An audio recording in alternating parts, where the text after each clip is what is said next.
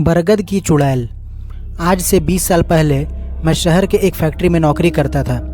एक दिन मेरा दोस्त अपिल शर्मा के बिना छुट्टी लिए अचानक काम पर ना आने से मुझे डबल शिफ्ट करनी पड़ी। इस वजह से मुझे देर रात 2 बजे घर लौटना पड़ा। मैं काम पर आने जाने के लिए मोटरसाइकिल का इस्तेमाल करता था। मुझे हर रोज़ घर जाने के लिए एक छोटा सा जंगल पार करना पड़ता था। उस रात आसमान में चमकते पूर्णिमा के चांद की रोशनी में आसपास की चीज़ें अच्छे से दिख रही थी। जब मैं जंगल के रास्ते से होकर घर जा रहा था तभी मैंने एक बरगद के पेड़ के नीचे बैठे एक बूढ़ी औरत को देखा। मुझ पर नज़र पड़ते ही वह औरत मुझे अपने पास बुलाने लगी।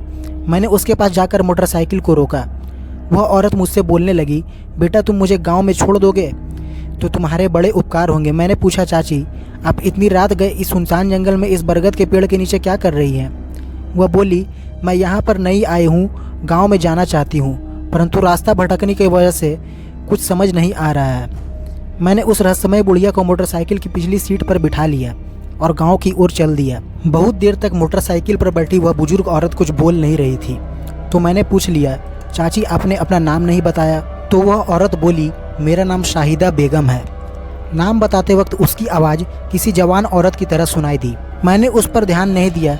फिर घर जाने की जल्दी में मैंने मोटरसाइकिल की गति बढ़ा दी, पर अचानक से मेरे मोटरसाइकिल की स्पीड अपने आप कम होने लगी, जैसे कि मोटरसाइकिल पर 2 नहीं बल्कि 4 आदमी बैठे हों। अचानक बढ़ने वाले वजन की वजह से मोटरसाइकिल अधिक तेज़ी से नहीं भाग रहा था। मैं बस मोटरसाइकिल रोक ही रहा था कि मोटरसाइकिल फिर से हल्की हो गई, मानो मोटरसाइकिल पर मौजूद सारा वजन हवा में उड़ गया हो। अचानक इतना हल्का महसूस हो रहा था, इसलिए मैंने एक नज़र पीछे मुड़कर चाची को देखने की कोशिश की तो मैं कांप गया, क्योंकि चाची मोटरसाइकिल पर नहीं थी। मैं सोचने लगा कि चाची चलती मोटरसाइकिल से अचानक कहाँ गायब हो गई। ये सोच कर मुझे डर लगने लगा, क्योंकि अगर वो कहीं रास्ते में या कहीं गड्ढे में गिर गई होगी तो मेरे लिए मुसीबत हो जाएगी। इसलिए मैंने मोटरसाइकिल यूटर्न मार के घुमा ली, वापस उसी जंगल की तरफ जाने लगा। मैंने हर मुमकिन जगह देखा पर मुझे कहीं पर भी नहीं दिखी। लेकिन वापस आते वक्त मुझे एक बूढ़ी औरत दूर से ही उसी बरगद पेड़ के नीचे दिखी, जहाँ पर मैंने उस औरत को मोटरसाइकिल पर बिठाया था। मैंने देखा एक बड़े से बरगद पेड़ के नीचे कोई औरत घुटनों में सिर छुपाकर बैठी है। मैंने उन्हें दूर से ही आवाज़ दी, चाची आप हो क्या वहाँ पर मुझे उस औरत में ना कोई हलचल दिखी और ना ही कोई जवाब मिला। तो मैंने मोटरसाइकिल वहीं छोड़कर नज़दीक जाकर देखने का फैसला किया। फिर जब मैं उस बरगद के नज़दीक पहुंचा तो मुझे अचानक से खून जमाने वाली ठंड ने घेर लिया, मानो कोई इशारा कर रहा हो कि यहाँ से भाग जाओ। उस औरत के कपड़ों से मैंने पहचान लिया था कि वही वो औरत है जिसे मैंने लिफ्ट दी थी। फिर मैंने चाची से पूछा, आप मोटरसाइकिल से कब उतरी? मुझे बताना चाहिए था ना।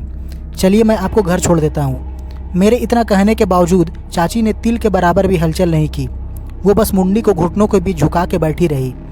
मुझे अब डर लगने लगा था और ऊपर से वहाँ पर ठंड भी थी। मेरे मन में विचार आने लगा कि कहीं चाची का राम नाम सत्य तो नहीं हो गया।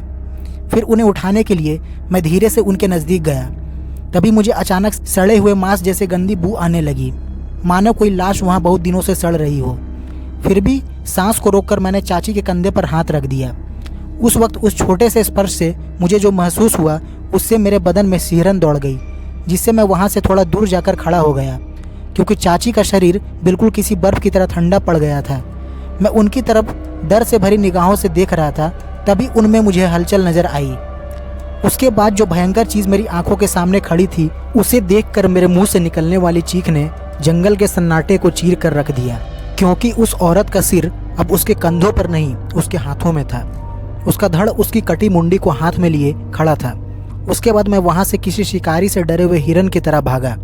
फिर वह पिशाचनी भी अपना कटा हुआ सिर हाथ में लिए मेरा पीछा करने लगी। मैं तुरंत मोटरसाइकिल पर बैठा और पूरी स्पीड से मोटरसाइकिल भगाने लगा। थोड़ी देर मोटरसाइकिल चलाने के बाद वह पिशाचनी भी काफ़ी तेज़ी से दौड़ती हुई मेरे नज़दीक आ रही थी। लेकिन वह रात मानो शैतान की थी, इसलिए ऐन मौके पर ही मेरी मोटरसाइकिल का पेट्रोल ख़त्म हो गया। अब बस मेरी जान मेरे मुंह में आ चुकी थी। मैंने मोटरसाइकिल पर लटकाया हुआ मेरा टिफ़िन वहीं छोड़ दिया और अपने प्राण एक मुट्ठी में समेटकर गांव की ओर तेज़ी से भागा। और जब मैंने गांव के मुख्य प्रवेश द्वार के अंदर कदम रखा तो एक नज़र पीछे देखा तो उस शैतानी बला ने मेरा पीछा करना बंद कर दिया था।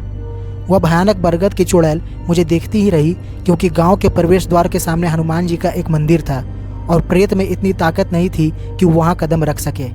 जब मैंने अगले दिन गांव वालों को यह घटना सुनाई तो गांव वालों ने मुझे बताया कि वो पिशाचनी उसी बरगद पर रहती है और रात के समय जो उस जंगल से गुजरता है उसे वो पिशाचनी अपना शिकार बनाती है। ये सब सुनने के बाद उसी दिन से मैंने उस जंगल के रास्ते से घर आना बंद कर दिया।